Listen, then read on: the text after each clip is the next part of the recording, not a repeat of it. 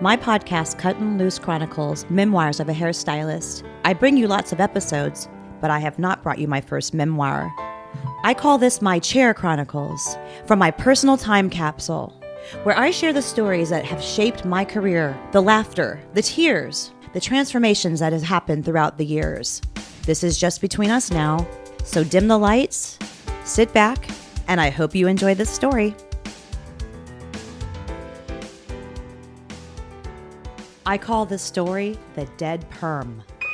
Picture it, 2013, a hot summer day, mid-July, heat wave.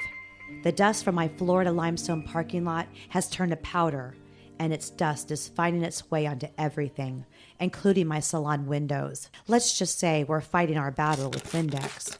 Every time the salon doors would open, a nice cloud of dusty debris would whip in and coat my 1906 hardwood floors.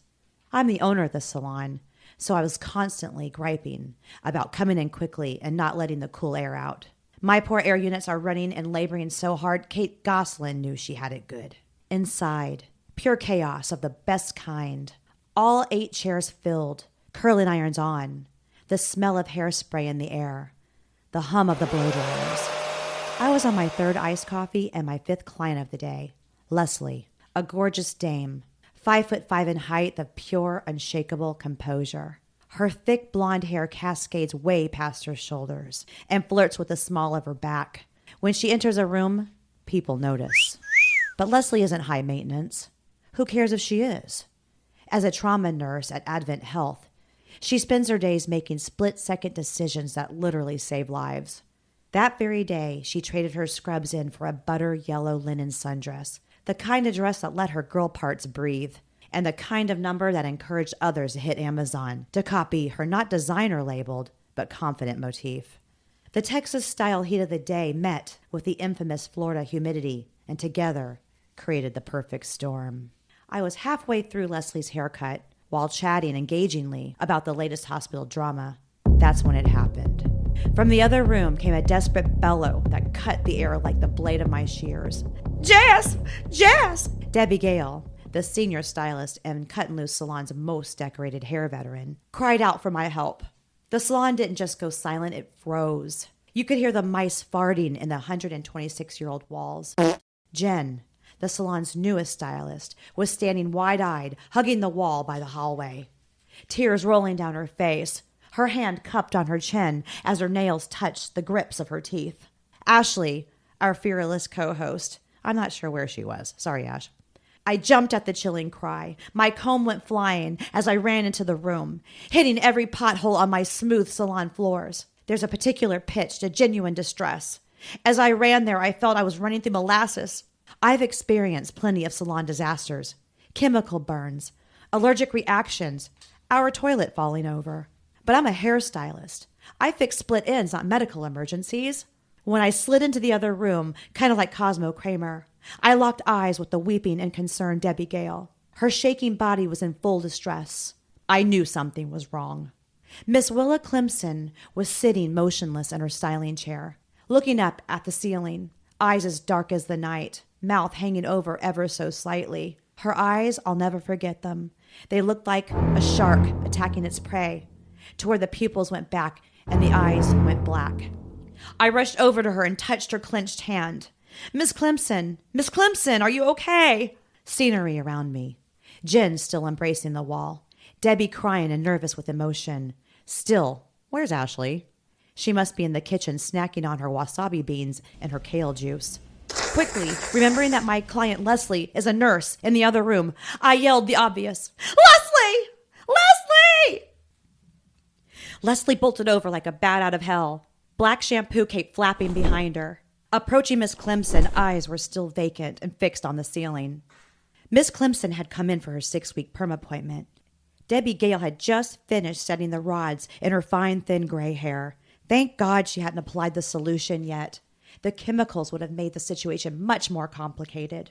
Without hesitation or concern, Leslie knelt down beside Miss Clemson and pressed her 2 fingers against her neck, hands steady, eyes focused, transforming from salon client into medical badass. "Someone call 911, Leslie ordered. Around the salon, the faint sounds of yacht rock playing the best Michael McDonald had to offer.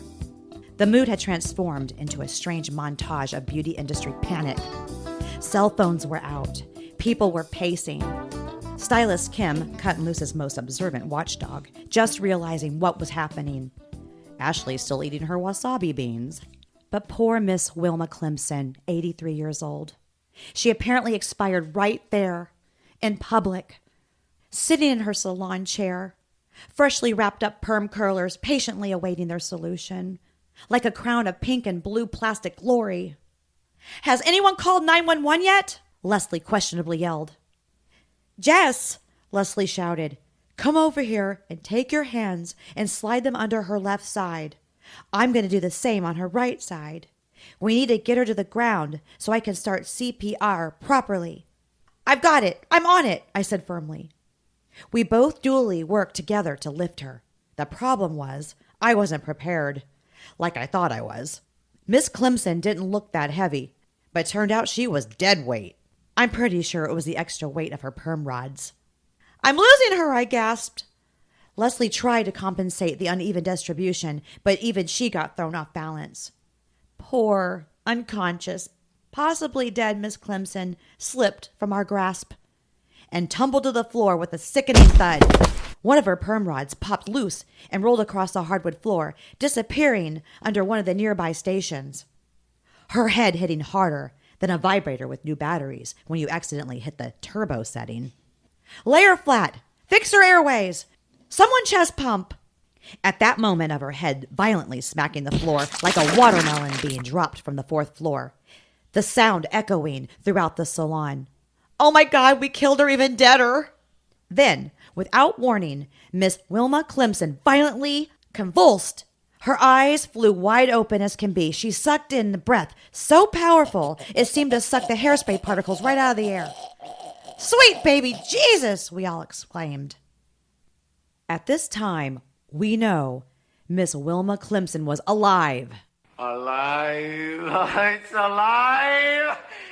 It's alive!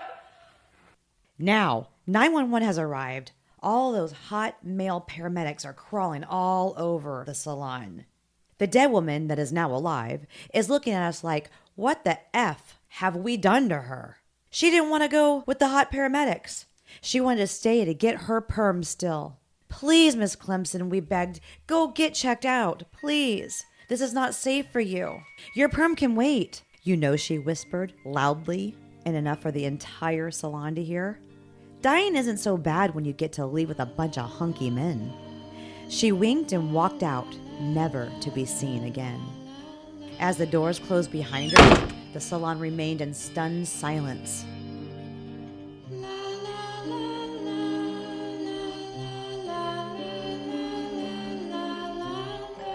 Here's the bottom line. If it wasn't for me dropping her on her head, she'd still be dead today. Thank God for Cuttin Loose Salon.